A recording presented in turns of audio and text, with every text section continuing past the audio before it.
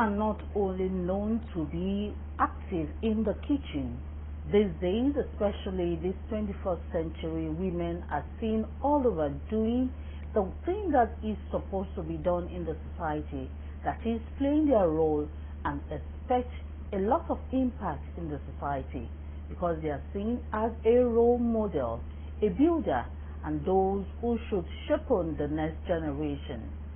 Women and the Society on OGTV is that program that encourages women to do their best, do the more, develop themselves, listen to people on this program to shape on their communication, shape on their knowledge, and know that women can be the best if they put their heart to it. My name is Charity James. I welcome you to another episode of Women and the Society. Today is another interesting one on the program, as we'll be bringing to you someone who has been in the unionism for a while now. Her impact in the unionism, and especially in her career, has brought her to the fore as someone who is making impact and making women proud. Today we have Comrade Janet Williams Areo. She is a certified librarian. She is into writing and research, especially she is writing for the future and also making people know what is obtainable. She is also the chairperson of Women in Association of Senior Civil Servants, Ogun State Branch, which is under ASEN. You're welcome to the program Women and the Society, and Comrade Williams Areo will tell us what we need to know about what is obtainable, especially for women in this 21st century. Welcome.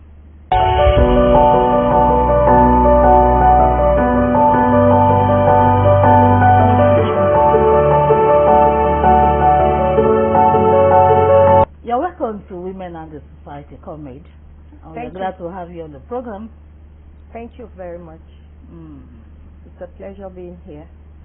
Now, the program Women and the Society is to bring out the women that we think are exceptional in their spheres, and also talk to other women who will be watching the program. For you, Comrade Janet Williams Areo, we want to know who you are first before we delve into your advice and some of the things you've been up to in the society. So let's know who you are. I am Comrade Areo. I am someone who carry orders, and wherever I am, people see me as a role model. They emulate me. In this regard, I like putting in my best in whatever I do, because they will copy me. And let me just say it without any contradiction. One of the reasons why people see me as a role model is this. You wouldn't know. I am a woman. I have a physical challenge, but my challenge does not affect me in anything I do. So when people see me, they are happy with me, because this is something that shouldn't take anyone back in whatever you set to do. And I can say it any day, any time. When I go for outing, even when I take the back seat, I come to the front. The reason is that wherever I sit, they will locate me from there and give me an assignment, a role to play. That has been the standard. Okay, I love the way you presented yourself on the program. And let's go into your childhood.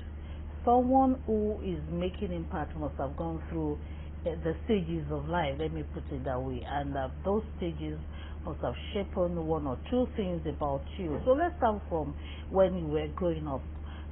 What are the things you got from your parents that shaped how you see life or the society? That's a good one. When I was growing up, one thing that I always remember, that always lives in me, is the role my father played in my life as a man. He played that role. He gave me courage. As a small child who have deformity from childhood, my father made it known to me that I am the best. So I grew up seeing myself as the best, and that gave me courage, and that has also made all those kids around me. Some of them have similar challenge, some have something a little bit more than mine. They were all happy with me, and they don't see themselves inferior again. That's something that I cannot forget. So I want to say it any day, any time. That particular aspect in me was done by my dad. My mom is a disciplinarian to the core. But that thing I learned from my dad, I packaged that very well, that I have taught so many parents who have children with deformity. And I can tell you any day, any time, some people used to say, you should have studied psychology. Because I have encouraged so many parents that their children have issues, even in the academic setting or physical, and to God be the glory, I made it for them. So your father was the top in parenting for you? Yes. Okay, does that translate to you, translating that to training your children? Exactly. Okay. To God be the glory, I have a husband that we share a lot of things in common. So that has really helped me. What you see in me, you see it in my husband, you see it in my children, wherever they are. That is the standard. Okay, now let's go to your schooling days or years. You are a certified librarian, and you're right too, you go into research. Why did you go into the line? Was it that someone prompted you to go to the line, or it was your choice of career? Let me just use the word that from the beginning, it was not my choice of career. Being a librarian was not my choice of career. But the university days, things like that come, that you find yourself, they give you a particular course. But the truth of it, when I was given library and information science, I just went into it. I'm somebody that I key into things and manage it properly. So I went into that course, library and information science then, and I graduated from University of Maiduguri, where I read library and information science. As a library science student then, you cannot be a librarian without having industrial attachment. That's a key area. And I did my industrial attachment with the British Council Library in Kano, Kofa Mata, Kano. That was where I did my industrial attachment then. From there, I got married, and I married in part 3 in the university. So I served in Ogun State, concessional posting then. So, and I started my work as a civil servant here in Ogun State. I started my career actually with Ogun State Internal Revenue Service. At certain time when our appointments were properly regularized, I was posted to the Ministry of Education, Science and Technology, and after the procedure, I was seconded back to Ogun State Internal Revenue Service. So I am a staff of Ministry of Education, Science and Technology, seconded to Ogun State Internal Revenue Service. So I'm presently in Ogun State Internal Revenue Service. I'm a chief librarian. Okay. How is the career life like? Because a lot of people will say beginning a thing is so tedious that when you face some challenges, you want to go back to your comfort zone. Starting a career while being a married person, was it easy? It was not easy, but thank God I have a supportive husband, very supportive in everything. And I also thank God the kind of friends, the circle of people I mingle, they are 100% supportive to me. And let me just say it, when I joined the service, it was when I joined the service that I went back for further education. I did a part-time for my master's in public administration Ladoke Akintola University. So during that time, being a married woman with children and with the work, yes, my office, they have one thing. They encourage people to develop themselves.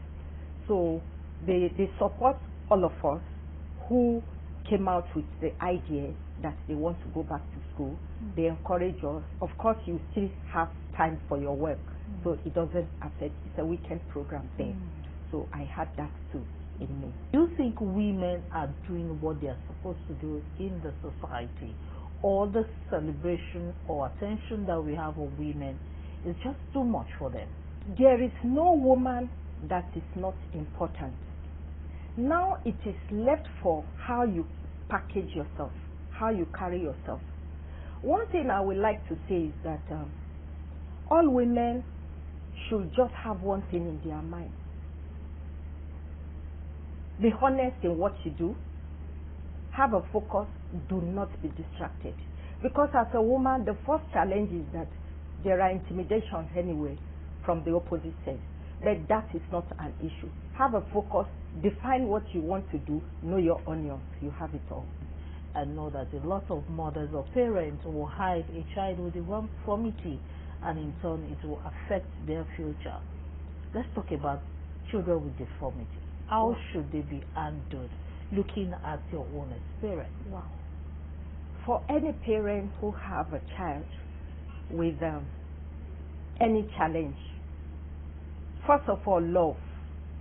Love is very, very important. Give that child love. Do not see that child as a second fiddle. No. Show that child love. Assist that child in all areas. There are times parents make mistakes. What are the mistakes? You say, you write a child off. This child is not important. No. It is wrong of a parent. Support the child in your own little way. Let the society see that this child has deformity. The mother is doing a great thing. You will even see people from nowhere that will give you support. Let me give you an example. I have a child that started very low as in academics. To God be the glory. I have a boss who is in the service. I won't like to call his name. I contacted him and I said, I don't know how to go about this child. She doesn't have interest in books. To God be the glory. He recommended a lot of books for me. Some of the books, he bought those books for me, and I started buying books from there. I started by developing that child to know colors, to get attracted to colors. To God be the glory. As I'm speaking to you today, she has it all. I use her as a case study for parents that she started very low, and this is how, because of time, I cannot say how I did some of the things, but I got it done. But some parents contacted me, I gave it to them, how I went about it, and they use it for their children. As I'm speaking to you today, to God be the glory, she has it all. She has it all. Condemning children is bad. bad. It's very, very bad. Do not condemn any child. Every child is important. Every child is important. They have their own unique way of doing things. Okay, let's go to your other aspect of life, which is the comradeship side of you, and being in the union. That means politics is there. How do you see women when they get into the political sphere or political arena, be it in association, groups, union? How should they be played? How do women play their own politics? I want to take it that at all times, women should be subtle. If that is done, you have it all in everything. With respect to women, some women,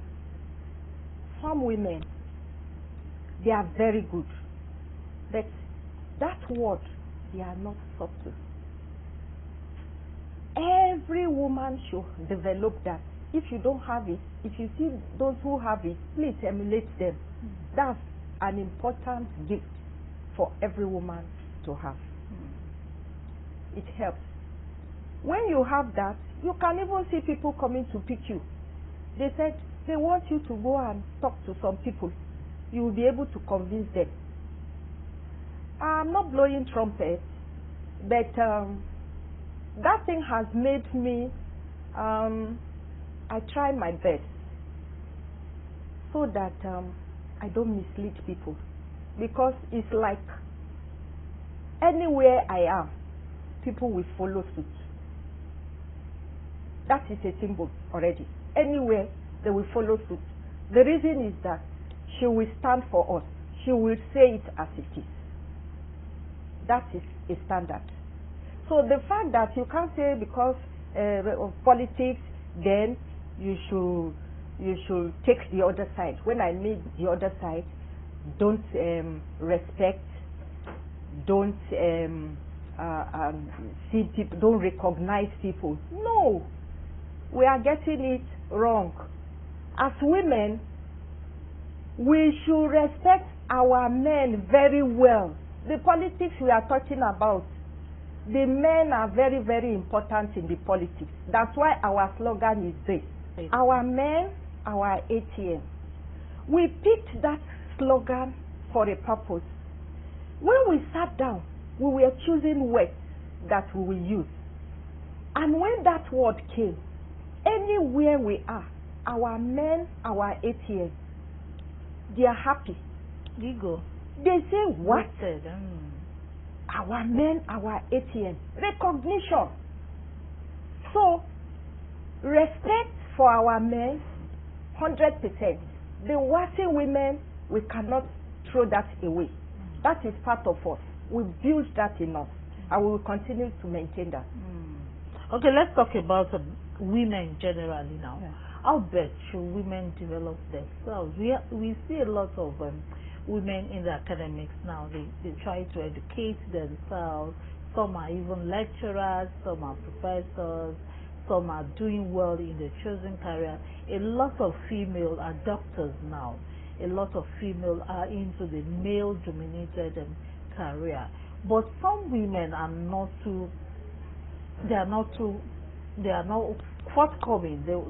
They still remain on the step that they are in life, owing to the fact that some limiting factors are there. So how should they break the factors that is limiting them? I want to say that one of the reasons why some women don't develop themselves, it's not as if they don't want to develop themselves. Some women, they don't have that support. When we are talking about women now, you know, most women, they are married. They don't have that support from their husband that they should go back to school. Some men will define it that their wife should take care of the children. Let's be sincere. If you have such husband, for the woman who wants to keep the rules and regulation of the husband, that means that is completely out. But I want to also use this opportunity to say that let's look at it generally to say that men should encourage their wives to develop themselves. If that is done, the issue of money is important as somebody who wants to develop herself, but you should not wait that until the money comes. In that little money you have, save to develop yourself. Save to develop yourself. And if that is done, and thank God, I want to say it with all sincerity that when it comes to developing women, this service we are in this Ogun State, they are doing a lot. It's a fact. They are doing a lot. When you see they pick, they nominate people to go for one conference or the other, go to the hall. Go to the hall. You will see women. Women will flock the place. Some time ago, just as I said, when I get to any environment, I look at what is happening there, and that will also help me what I will say. There was a program, a training that took place last year for the civil servants on leadership. When you get to the hall, come and see the caliber of women that attended that training. Even me, I was opportune to be one of them. Last minute, I was chosen that I should also be part of the team. That training, I learned a lot. That I have to dish what I learned at that training to so many people, and that's how it should be. Don't hog information. When you attend any training, share it with your colleagues, share it with friends. That is it. All right, thank you so much, Comrade Williams Areo. This is a safe place for us to go for a break, and that break will take us to knowing your favorite, but that will be after this short break. Thank you. Thank you.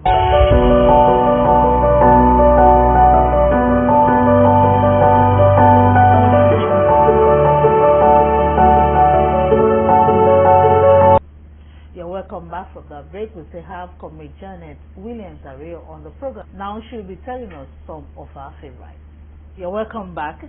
And this moment is for us to water down what we'll be speaking. It's been like a hard talk all along. And we want people to know your other side. So let's start from your color. What color do you really like that catches your fancy every time? That's a hard question. You know why I said so? I, as a person, I find it difficult to stick to a particular color. But I like cool colors. Okay. I like cool colors. I'm not the kind of woman that I stick to a particular color, but I like cool colors. I don't like too bright colors that you just see me, you notice that this color. No, I like cool wears. That is my person. So no particular color? No particular color. It's my favorite. Okay, let's go to attire. Yes. Of all the attires, English wear, pantrousers, native, which one do you really like love wearing? palazzo. I love palazzo. And I love jackets. Jackets in any form. I love it. It's like when I put on trousers, I should put jacket. When I put on long gown, I should put jacket. I love it. I like simple wears. I don't like gorgeous wears. It doesn't make me comfortable. I just come out very simple. And if I come out like that, I can be anywhere. I can be anywhere. No matter that crowd. I will enter that crowd comfortably. All right. Yeah. Okay, let's know the type of food that you love eating. Lovely. I love pounded yam. Okay. My best food. I love pounded yam. And I think I developed that from my mother-in-law. She loves pounded yam. So she's so much, she pampers me. So she will like to prepare pounded yam for me. So that thing now made me to develop that love. I love pounded yam. Even at home, my kids, when they were, that they are learning how to put things like that, knowing how to cook varieties of food, because I teach them all. They say, let's give mommy pounded yam because she will be happy. I love pounded yam. Where are you from, ma'am? I'm from Delta State. Okay. Yes. I wanted to say Swallow too is part of Delta people. But I grew up in the north, was born in the north. All my education, my parents grew up in the north. Okay, so you I can speak Hausa very well. I can speak Hausa very well. I speak Hausa, I speak Yoruba.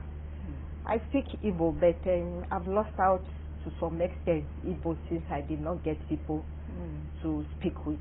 But I can understand 60% of Igbo still.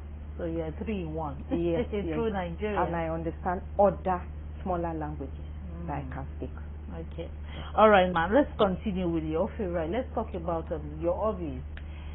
You must have a time that you relax. When you are relaxing, what do you do? Oh, I love music. Music makes me happy. Makes me happy. I love music. If I'm in any mood, maybe I'm in my dull moment, I go for music.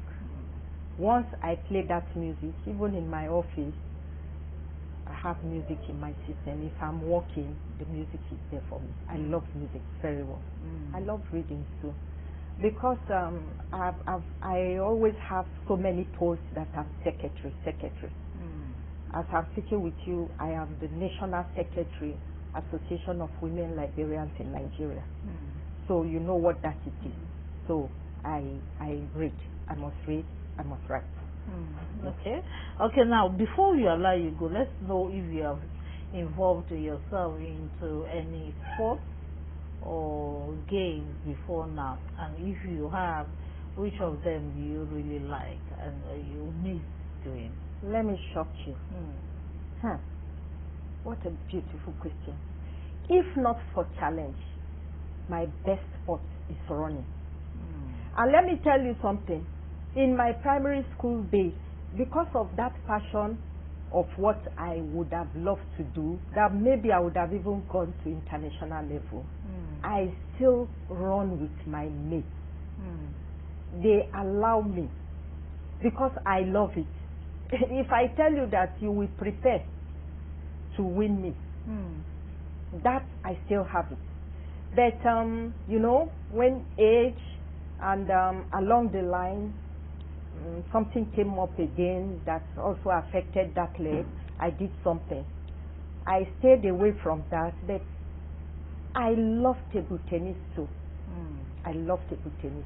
These are the two sports I love. Thank you so much, ma'am. Thank you for coming on the program. It's a pleasure. As we close this episode of Women and the Society, don't forget that women can be integrated into the scheme of things if they are developed themselves. How well do you develop yourself to fit into the sphere or the position that you are looking at?